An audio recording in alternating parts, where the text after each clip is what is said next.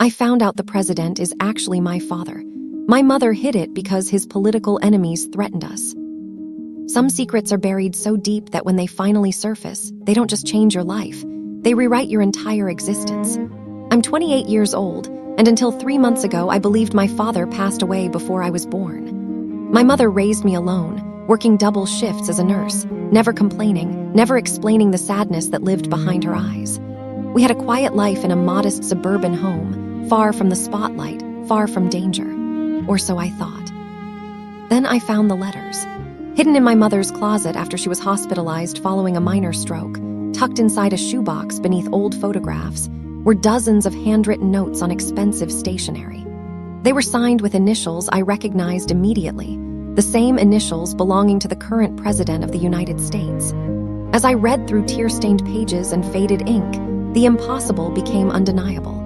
My entire life had been constructed around a lie meant to protect me. The discovery. My hands trembled as I unfolded the first letter, dated 29 years ago. "My dearest Catherine," it began. Catherine, my mother's name. "I think of you every moment. I think of our child growing inside you, and my heart breaks knowing I cannot be there." The words blurred as tears filled my eyes. Our child, me. The letters painted a picture of a passionate relationship between my mother and a young, ambitious congressman. They met at a charity fundraiser where she volunteered. He was charismatic, driven, and genuinely seemed to care about making a difference. Their connection was immediate and intense. But as his political career accelerated, so did the threats. The letters became increasingly desperate. "They know about us," one read. "My opponents will use you and the baby to destroy everything I'm working toward. Worse, they've made it clear you could both be in danger." The final letter was the most painful. "I will love you both forever, but from a distance. It's the only way to keep you safe. Please forgive me." Confronting my mother. I drove to the hospital with the letters clutched in my passenger seat. My mother looked frail in her hospital bed, but her eyes sharpened when she saw what I was holding. The color drained from her face. "How long were you going to keep this from me?" My voice cracked despite my attempt to sound strong. She closed her eyes, a single tear escaping. "Forever, if I could have. Oh, sweetheart, I never wanted you to carry this burden." For the next 2 hours, she told me everything. How they fell deeply in love, but his rapid rise in politics made them targets. How opposition research teams started following her. How she received an anonymous letter with photos of her daily routine, a clear threat. How he arranged for her financial security through untraceable channels, allowing her to raise me comfortably while staying invisible. "He wanted to be your father so badly," she whispered. "But loving you meant letting you go. We both made that choice to protect you." The evidence mounts. After leaving the hospital, I became obsessed with finding proof. I started with the obvious, comparing photographs. I pulled up images of the president from his congressional days and placed them beside my own reflection. The resemblance was undeniable. We shared the same deep-set eyes, the same slightly crooked smile, even the same distinctive widow's peak hairline. But I needed more than physical similarities. I dug through my mother's belongings with her permission and found a birth certificate, my original one, before it was amended. The father's name was listed as unknown, but there was a hospital record attached with a name I didn't recognize as a witness. A quick search revealed he had been the president's chief of staff during his congressional term. I also discovered a safe deposit box key. At the bank, I found more letters, legal documents establishing a trust fund in my name that I'd never known about, and photographs of my mother and him together, undeniably a couple, undeniably in love. The final piece was a small recording device with a single audio file. His voice, younger but unmistakable. "Catherine, if something happens to me, make sure our daughter knows I loved her. Every single day." The moral dilemma. I had proof. I had DNA evidence waiting to happen. A hair from his old baseball cap my mother had kept, my own genetic material. I could walk into any news station and detonate a bomb that would reshape the political landscape overnight. But should I? I spent sleepless nights wrestling with this question. My therapist, whom I'd started seeing immediately after the discovery, asked me what I wanted. Did I want a relationship with him? Recognition? Revenge for the childhood without a father? Or was I seeking truth for its own sake? The complexity hit me during a midnight revelation. This wasn't just about me anymore. The president was in the middle of crucial peace negotiations. His approval ratings were finally climbing. Exposing this secret would create a media frenzy that could derail important work affecting millions of people. But I also thought about all the other children growing up without their fathers, about the importance of truth, about my own right to my identity. How could keeping this secret be right when it meant living a lie? The secret meeting. I made my decision. I would reach out not to the media, but to him directly. Through careful research, I found the email address of his most trusted advisor, someone who had been with him since his congressional days.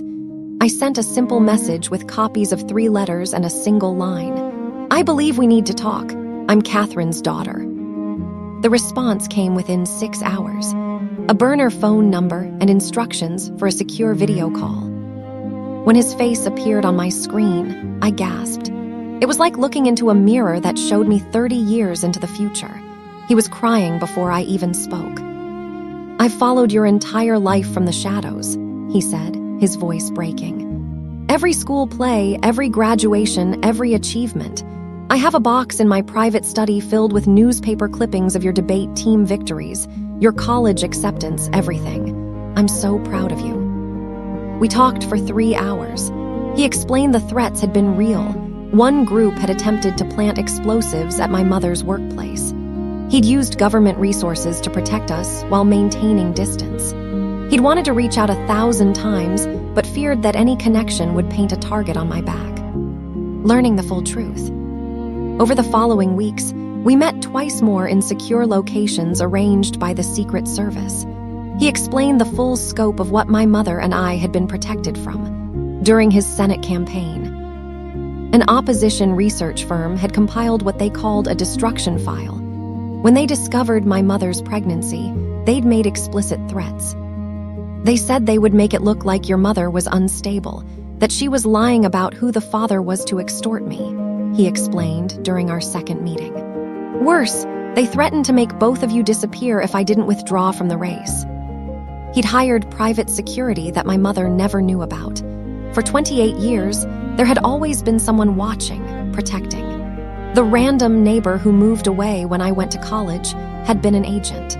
The coincidental police patrol increase in our neighborhood during election years had been his doing. I chose my career over being your father in person, but I never stopped being your father in every other way I could, he said.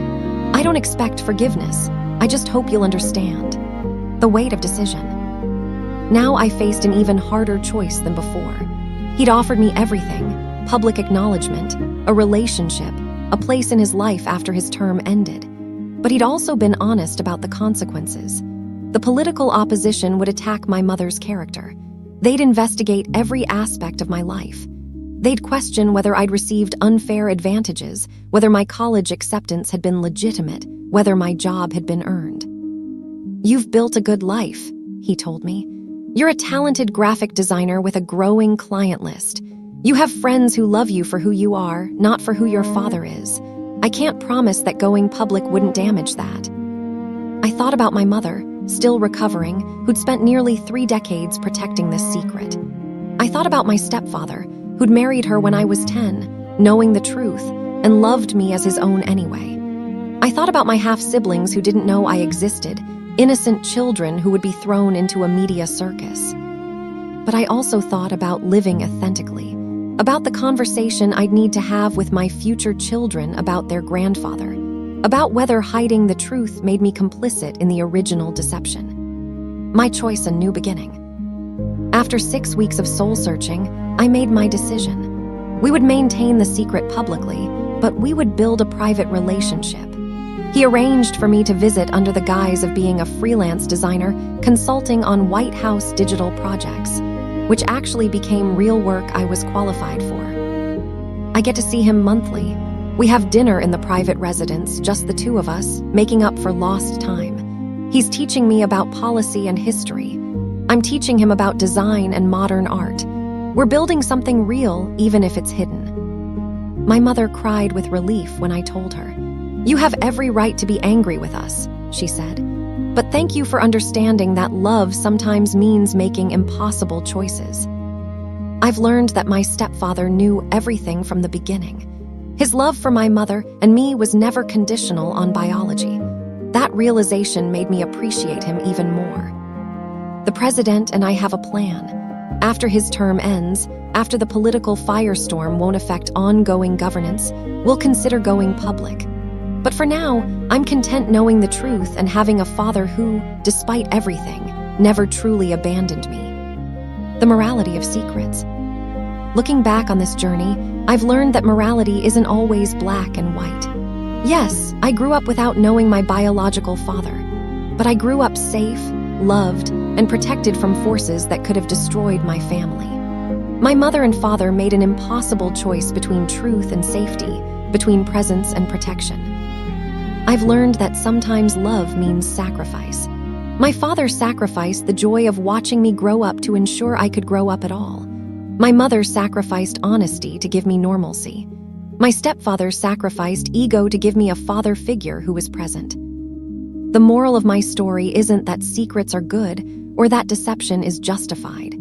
It's that sometimes we must choose between imperfect options, and the right choice isn't always the obvious one. It's that family is defined by love and commitment, not just biology. It's that forgiveness requires understanding the full context of someone's choices. To anyone living with a similar secret, you have the right to your truth, but you also have the right to choose what to do with it. Consider all the lives involved, including your own. There's no shame in prioritizing safety over spectacle or privacy over public vindication. Your story is yours to tell, or not to tell, on your own timeline. Some secrets destroy families, but some secrets, painful as they are, hold families together until the truth can be safely revealed. I've made peace with mine, and I'm building a future where love doesn't have to hide, even if it must wait.